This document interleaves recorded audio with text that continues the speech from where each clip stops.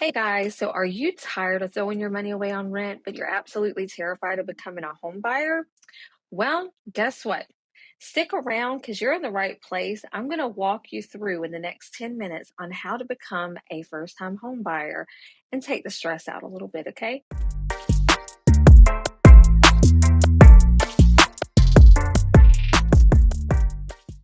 So, do you have less than perfect credit?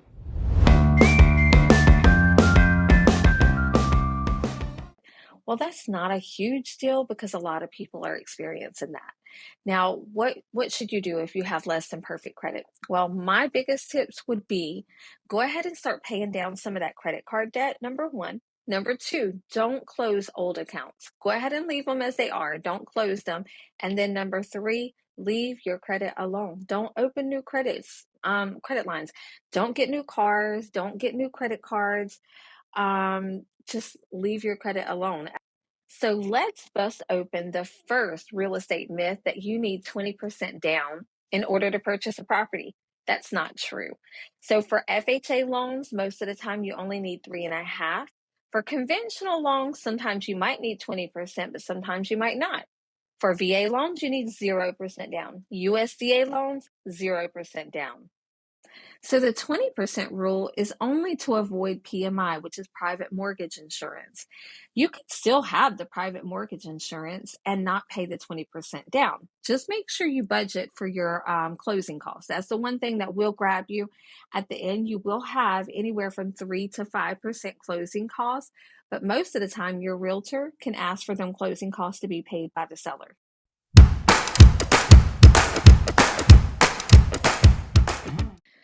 So, are you anxious now? Let's hit the road, start looking at homes. No, we're not going to do that. So, first, we want a pre approval.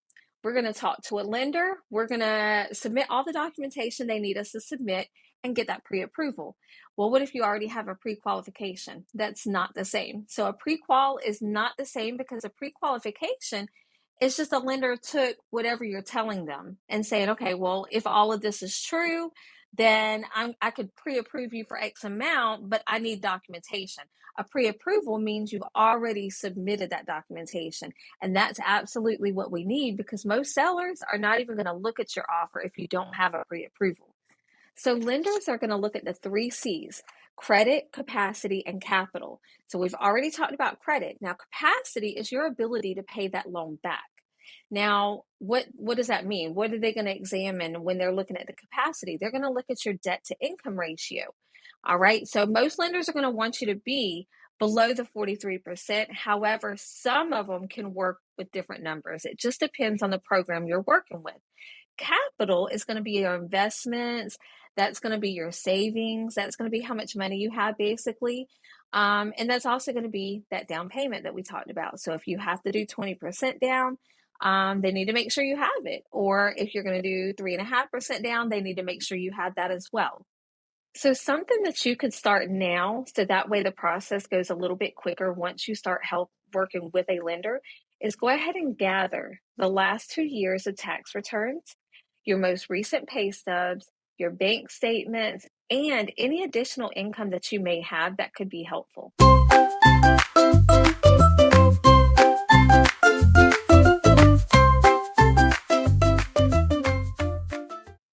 So section 1 was financial preparation. Section 2 was credit. Now, section 3 is choosing your location. Okay, so we need to start researching what is important to you. What do you need when you move into your first home? That could be school districts. Do you need a certain school district? That can be your commute to and from work. That could have a lot of different factors that play a part. So we need to go ahead and research that and see what are your determining factors. Online tools like Zillow, Realtor.com, and some government websites are very helpful, but don't stop there. Drive through different neighborhoods at different times of the day, different days of the week to kind of see if you get that vibe that you hope to get from a neighborhood that you live in. Now, what your realtor is going to be doing, they're going to be looking in the areas that, let's just say you found a couple neighborhoods that are appealing to you. So your realtor is going to look at the market trends. Is there a whole lot of inventory? Is it a competing market in that neighborhood? They're going to look at the different market trends. Are prices trending up? Are they trending down? And the reason your realtor is going to do that is because it's going to help you understand where you need to plan your offer. Like, are you going to be able to ask for everything under the sun? Or are you going to be competing and the seller's pretty much going to have the upper hand? We need to know them different types of things so we can strategize our offer.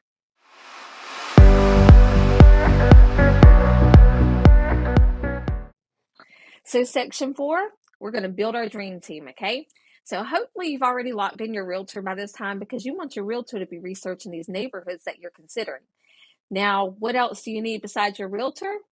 Oh, you need a lot. You need a lender that you love and trust. You need a lender who's going to jump in there and try to help you keep costs low. You need an inspector. Go ahead and start asking your realtor, hey, what inspectors do you recommend?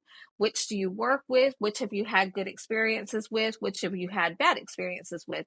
An inspection, a normal home inspection costs anywhere from $400 to $800, okay? So they're not super expensive, but that is a cost that you're going to have to pay out of pocket that doesn't come out of closing costs. Then we have another part of your dream team, which is called the closing attorney. Your closing attorney, he's the one who, or she is the one who wraps it all together in the end. We all meet at the closing table with your closing attorney if you're in North Carolina. And they're the ones who make the final transaction happen, okay?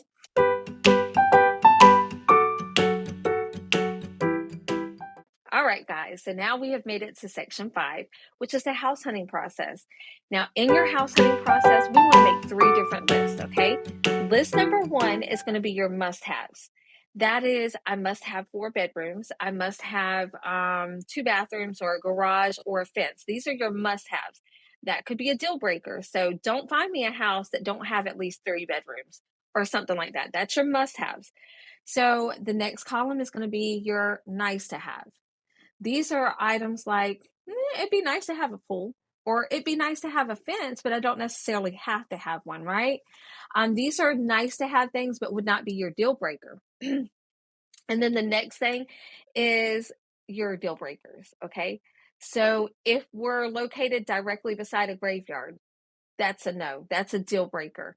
Or let's see, if we're near a school, that's a deal breaker. Or if we're not near a school, that's a deal breaker. So this framework will really help you to keep it all together, and it'll keep you from falling in love with homes that don't meet your criteria or budget. All right, so we're going to start viewing homes like a pro. All right, we're not going to let staging or we're not going to let colors of walls interfere with what we're really looking for. Make sure you're paying attention to the layout. Make sure you're paying attention to the natural lighting, storage, and the condition of major systems. All right, don't get distracted. Also, bring like a notepad and a pen and start taking notes, because I'm going to tell you guys, after that 5th house, they all start blurring together. You'll start forgetting things that you've seen in the first house. Or you might think, well, was it the 2nd house that had the pool? Or which one had granite again? Because after seeing so many, you will start forgetting. So make sure you're taking notes. House 1, and then as you're walking through, take notes. Granite countertops, lovely layout. So here are a few things that you might also want to pay attention to.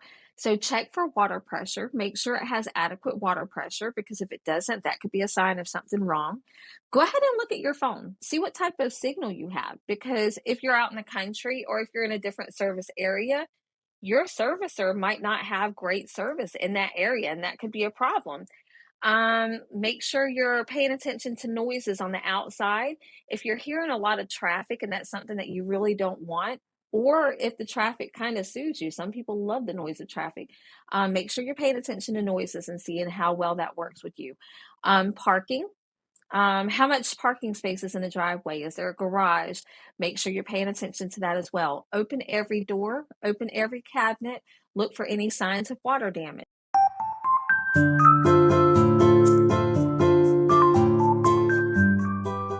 So section 6 is winning that offer. Now we need to know, before we even write the offer, what type of market that neighborhood is in and the city is in, okay? Both of them are equally important, because the entire city may be a seller's market, but however, that neighborhood may be in less demand to where they're not really jumping off. So the neighborhood itself might be a buyer's market. So you might have a little bit more wiggle room. So this is the difference. If you're in a seller's market, then you may need to offer over asking price because you're probably going to be competing if it's a seller's market. You might want to forego on the contingencies because sellers don't always love them. If it's a balanced market or a buyer's market, you could ask for concessions, you can ask for contingencies. I mean, there's a lot of things that you can kind of get away with if it's a balanced or a buyer's market. So you got to know the difference between them. So a few key components to making your offer that you want to go ahead and think about while you're walking through the house, because if you really, really love the house, you want to aim that offer to show that, to show your motivation. So you want to think about offer price. What am I going to offer these people? What am I going to tell them I'm going to pay them for their house? Now, you lowball somebody, you're going to hurt their feelings, and they're not even going to pay attention to that offer. Due diligence. In North Carolina, we do something called due diligence, which is like a down payment to that seller. It goes directly to that seller, and it's for taking their home off the market. Due diligence is never refundable, but it kind of shows them how much skin you got in the game. Okay, it shows them your motivation, how serious you are about purchasing that property. Earnest money goes straight to the attorney or whoever the escrow agent is. Your earnest money will sit in escrow until you close. And it is, let's just say during your due diligence period, you have to back out because, whatever. You would actually get that money back. It's not something guaranteed, of course. It would have to be a process to work that issue out, but you're normally going to get that money back. You want to talk about your closing date. When do you need to close by? You need to talk about contingencies. Do you need to sell a house before you purchase a house?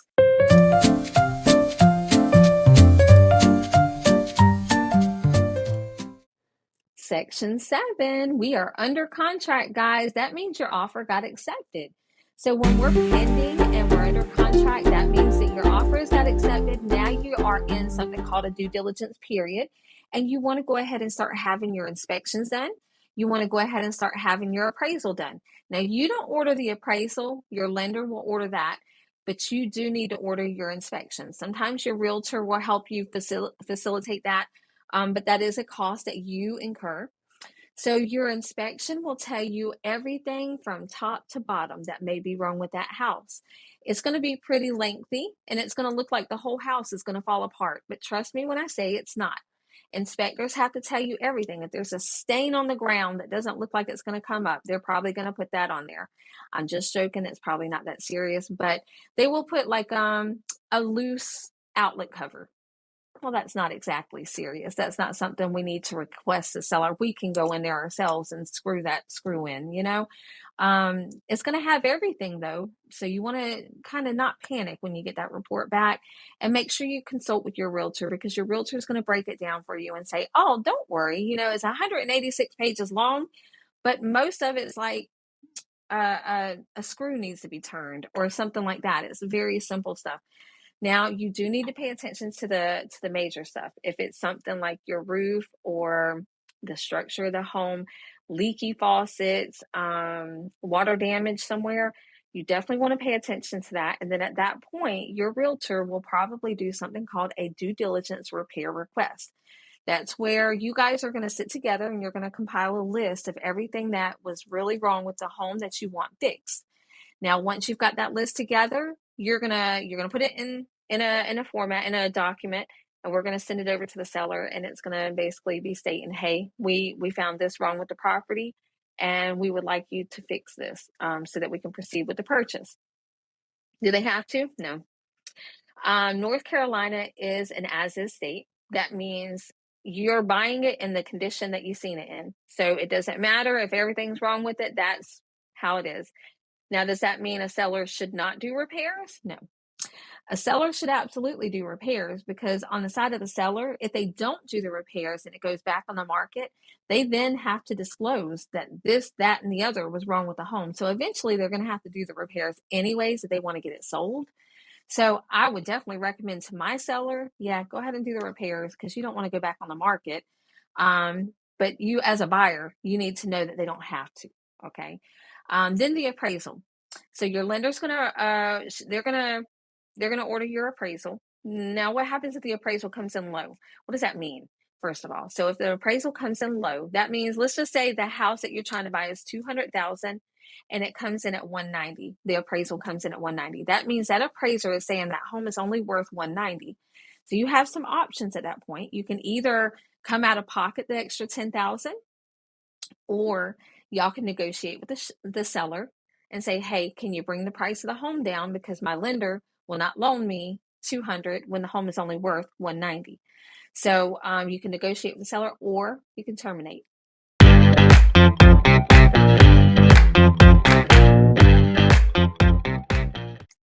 Okay, guys, we have made it to section 8, which is closing day. Yay, that's the happy day. Now, before closing, your realtor is going to have you do something called a final walkthrough. Now, the final walkthrough is not with an inspector or an appraiser. That is just you and your realtor walking through the property and making sure that it is still in the same condition as when you first put in the offer. So we want to make sure all the same appliances are still there.